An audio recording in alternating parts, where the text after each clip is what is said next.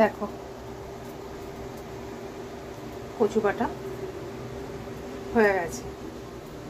এইভাবে এই যে তখন বলেছিলাম না যে একটু ওপরে পোড়া পোড়া থাকবে, যখন নামাবে তার আগে গ্যাসটাকে একদম বাড়িয়ে দিয়ে সমানে হাতটাকে নাড়তে থাকবে, খুন্তিটাকে নাড়তে থাকবে, ঠিক আছে, যাতে তলায় একদম লেগে না যায়। এরকম হালকা হালকা ব্রাউন হবে, তখনই নামিয়ে নিতে হবে। তো কেমন লাগলো তোমাদের অবশ্যই জানাবে, আর ট্রাই করবে অবশ্যই। তারপরে আমাকে আরেকবার জানিও যে কেমন লেগেছে তোমাদের খেতে। তোমরা এই কচুটাকে চেনো, এটাকে শোলা কচু বলে। রোববার নিয়ে এসেছিলো, সামনেটা একটু লাল হয়ে গেছে, নষ্ট হয়নি, জাস্ট একটু রঙটা ইয়ে হয়ে গেছে। এটা একটুখানি চেঁচে ফেলে দিলে বা কেটে ফেলে দিলেই ঠিক হয়ে যাবে। তো এই কচুটাকে আমি করব বাটা। কিভাবে করব তোমরা দেখো, উপরের এই যে ছালটা এটা আগে পুরো ছাড়িয়ে নেব, ছাড়িয়ে এটাকে গ্রেট করে নেব, ঠিক আছে। তো আমি গ্রেট করে নিয়ে ফিরছি। দেখো কচুটাকে আমি কেটে নিয়েছি, খোসাটাও ছাড়িয়ে নিয়েছি, আর সামনে যে একটু লালচে ভাব হয়ে গেছিলো সেটাও দেখো নেই, কেটে ফেলে দিয়েছি। এইবার এটাকে আমি এই গ্রেটারের সাহায্যে গ্রেট করে নেব। আমি গ্রেট করে নিয়ে তারপরে তোমাদের দেখাচ্ছি কেমন। আচ্ছা, আমি বলেছিলাম কচুটা আমি কুড়িয়ে নিয়ে গ্রেটারে কুড়িয়ে নিয়ে ফিরে আসছি। তো আমি দেখো কচুটা কুড়িয়ে নিয়েছি, আর কতটা লঙ্কা কতটা রসুন নিয়েছে দেখিয়ে দিচ্ছি কেমন। এখানে 14 থেকে 15টা মতো আমি কোয়া রসুন নিয়ে নিয়েছি, আর 6টা কাঁচা লঙ্কা নিয়েছি, কারণ কচুতে একটু দেখবে ঝাল না হলে ভালো লাগে না। আর এই যে কচুটাকে আমি গ্রেট করে নিয়েছি। এই কচুটাতে কিন্তু একটু হাত চুলকায় না, কারণ আমি কেটেছি, ভালো করে ধুয়েছি, তারপরে গ্রেট করেছি, কোনো রকম আমার কিন্তু হাত এখনো চুলকায়নি। এখানে আমি রসুনটাকে আর লঙ্কাটাকে মিক্সিতে পিষে নিয়েছি। তোমরা চাইলে এটাকে গ্রেটারে গ্রেট করে নিতে পারো, ঠিক আছে। দেখো এখানে আমি সর্ষের তেল দিয়ে দিয়েছি। সর্ষের তেল আরও বেশি দিলে ভালো হয়, কিন্তু আমি অতটা বেশি দিচ্ছি না, একটু কমই দিচ্ছি। এবার দিচ্ছি দেখো বেশ খানিকটা কালো জিরে, আরও খানিকটা কালো জিরে দেবো ফোড়নে।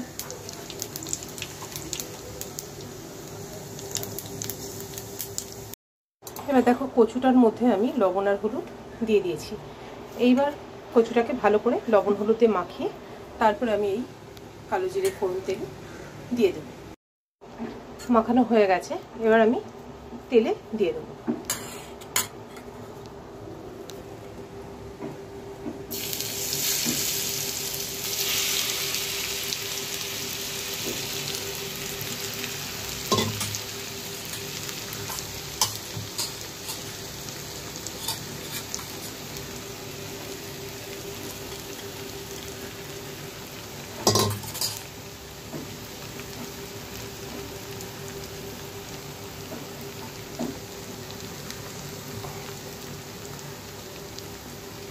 যে রসুনটা আমি পেস্ট করে রেখেছিলাম সেটাও দিয়ে দিচ্ছি, রসুন আর কাঁচা লঙ্কার পেস্ট।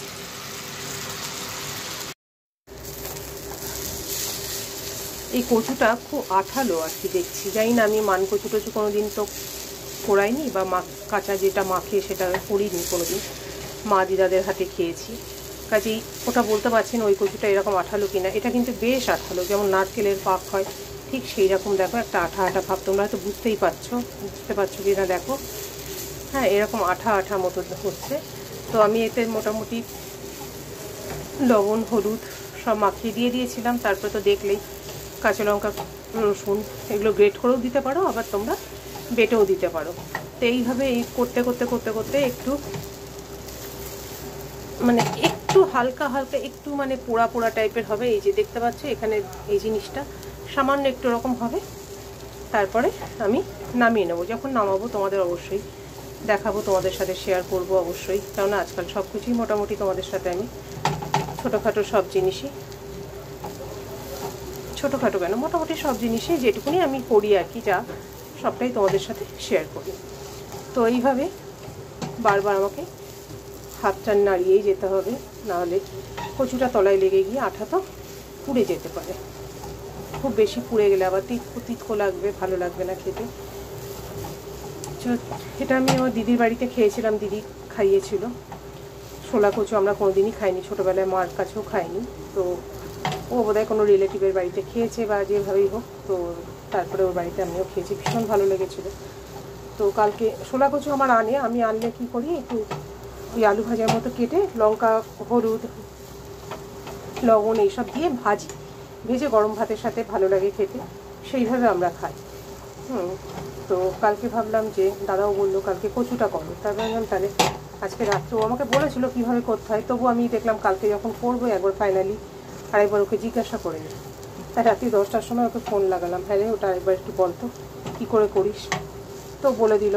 তো আজকে আমি এটা করছি, দেখি ওর মতো হয় কি না।